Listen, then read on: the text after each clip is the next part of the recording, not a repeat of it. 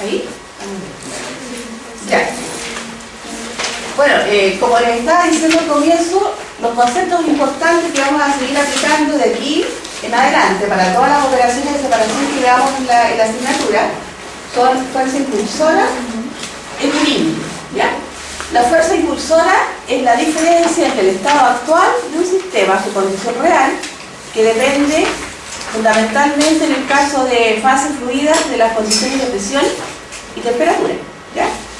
Y el estado de equilibrio, que es el estado en el cual ya las fases van a mantener su concentración, o sea, ya ocurrieron todos los procesos de transferencia posibles y ya no habría ninguna factibilidad para la transferencia de los componentes de una fase a la otra, ¿ya? En ese caso se alcanza una condición de equilibrio.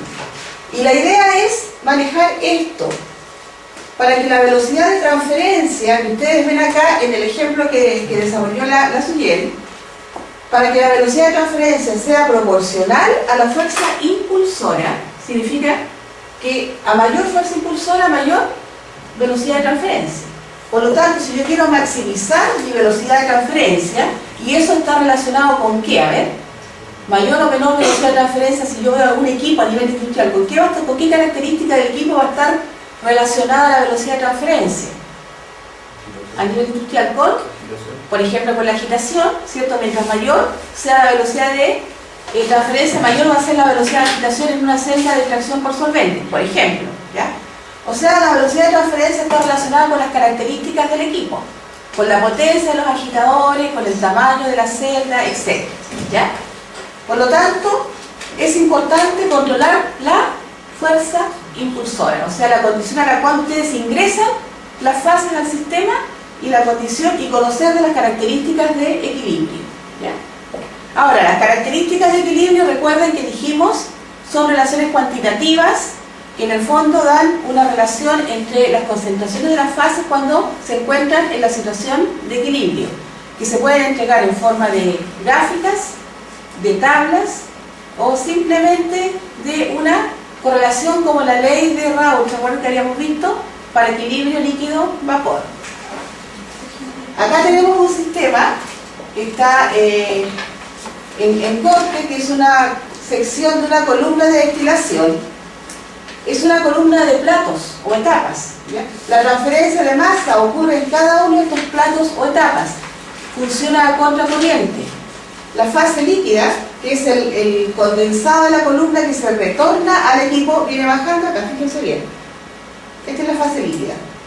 Viene acá, se pone en contacto con la fase vapor, que está en forma de burbujas.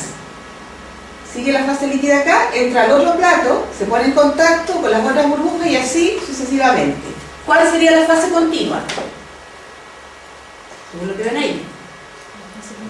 La fase líquida es la fase continua. Y la fase dispersa, ¿cierto?, es el vapor que está dividido en forma de pequeñas gotitas. Por lo tanto, la interfase, que son los puntos de contacto, en este caso entre el líquido y el vapor, está constituido por el área de todas estas burbujitas. Esa es la interfase. Ahí se contactan el líquido y el vapor, ¿ya? Y en el caso de la destilación, ¿qué tipo de transferencia ocurre? A ver, Ibáñez, por ejemplo acá, ¿qué se te ocurre a ti que va a ocurrir acá? En este plato, donde tenemos en contacto el líquido y el vapor.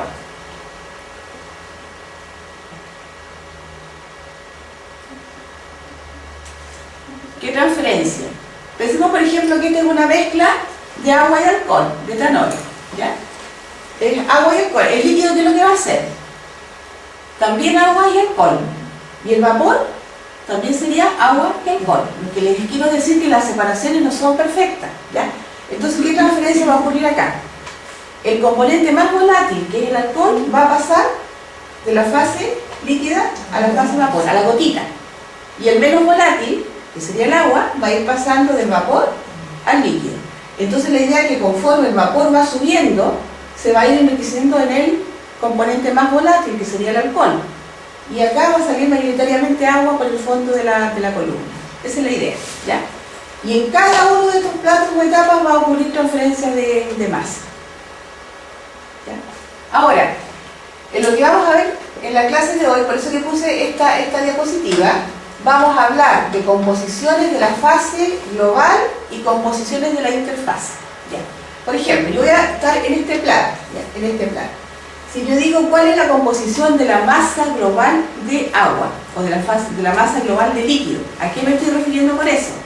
Me estoy refiriendo a la concentración de los puntos en los cuales solamente hay agua. Por ejemplo, acá, cuando ya esto sale del plato, acá hay solamente agua. Entonces, esta es la composición de la masa global de líquido.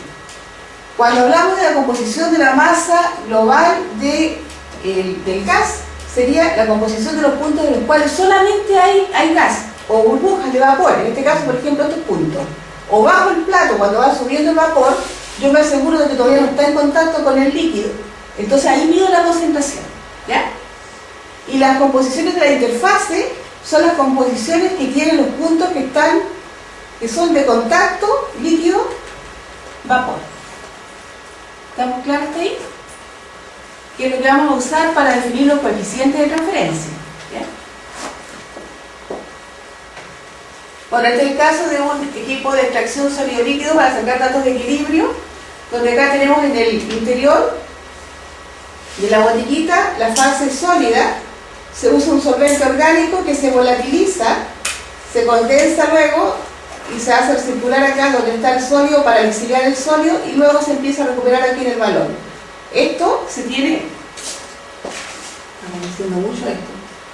se tiene durante un tiempo suficientemente grande para alcanzar la condición de equilibrio del sistema. Ahí tienen una operación de secado donde el componente transferido, en este caso, ¿qué es lo que es? Componente transferido, ¿suye? Operación de secado. ¿Qué estamos transfiriendo? Agua, ¿ya? Y las dos fases en contacto son la fase sólida y la fase gas, ¿ya? Normalmente se usa aire para secar, aire a cierta temperatura. Vamos poniéndolo como ejemplo. En el caso de las separaciones por membranas, por ejemplo, en el caso de la osmosis inversa, es otro tipo de separación. También van a tener una tarea que está relacionada con las separaciones por membrana. Aquí las dos fases no están en contacto y simplemente lo que tenemos es una membrana que separa, por ejemplo, las sales del agua, ¿ya?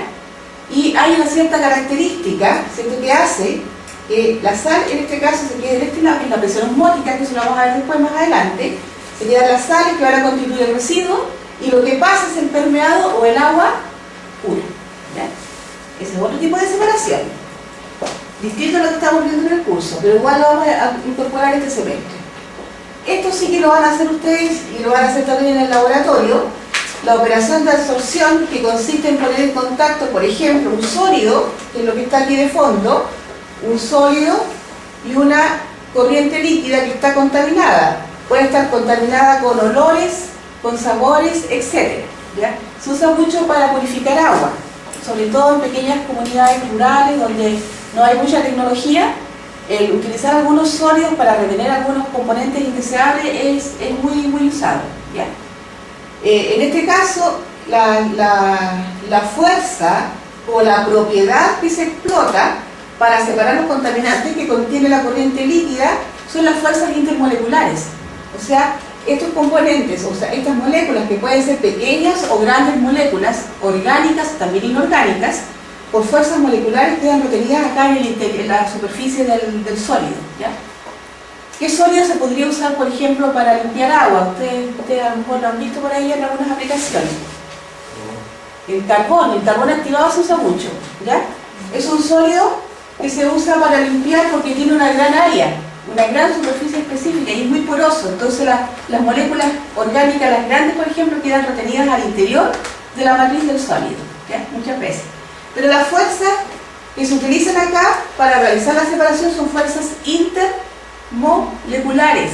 Las moléculas grandes, por fuerzas intermoleculares, se adhieren superficialmente al carbón o al sólido en general, ¿ya?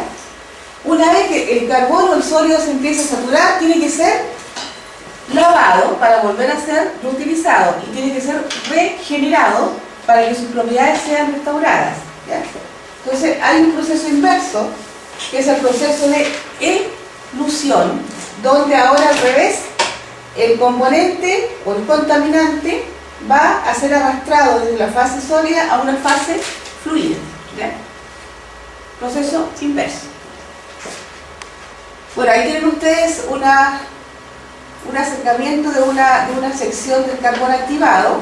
Acá ven que se pueden absorber por fuerzas intermoleculares pequeñas o grandes moléculas, ¿ya?, de componente orgánico, dependiendo de las características de la porosidad del carbón. Esta es la matriz del carbón.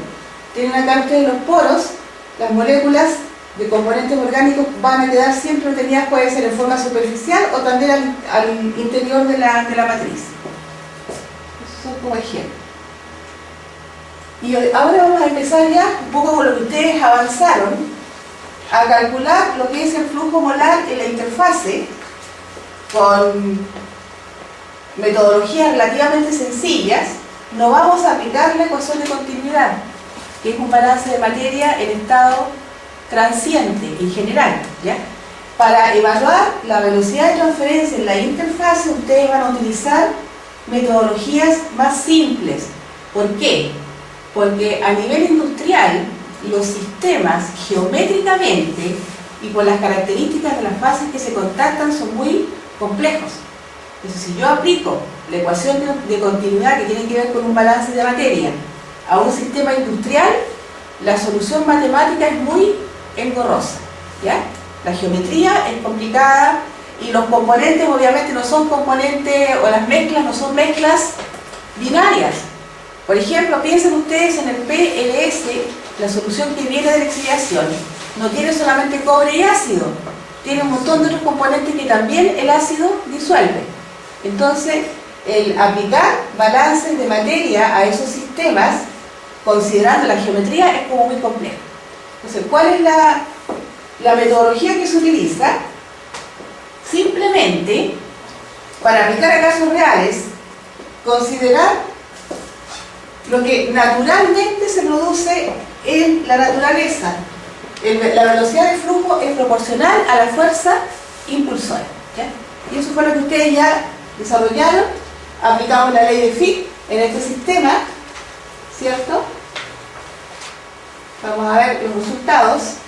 Aplicando la ley de Fick, pudimos acá evaluar la velocidad de transferencia del agua en la interfase, que es siempre proporcional a la fuerza impulsora, y aplicando la ley fundamental de transporte, vimos que esa velocidad de transferencia es proporcional a esa fuerza impulsora, que es la misma, la diferencia de concentración en la interfase y lejos de la interfase, y que la constante de proporcionalidad es un coeficiente de transferencia, que en este caso está definido ¿dónde? En la fase gaseosa, ¿ya? Coeficiente de transferencia en la fase gaseosa. Relacionando entonces las dos expresiones para evaluar la velocidad de transporte en la interfase, llegamos a definir un coeficiente de transferencia de masa que vemos en general depende de la geometría del sistema, de las propiedades de transporte y de las condiciones de presión y temperatura. ¿Por qué? Porque para el sistema estudiado, la concentración molar total de la mezcla es función de la presión y de la temperatura, ¿ya? Ahí está. ¿De qué depende el valor de caso I, que es el coeficiente de transporte? De la longitud del sistema, de la longitud del tubo, en general de la geometría. A nivel industrial, de la geometría del equipo.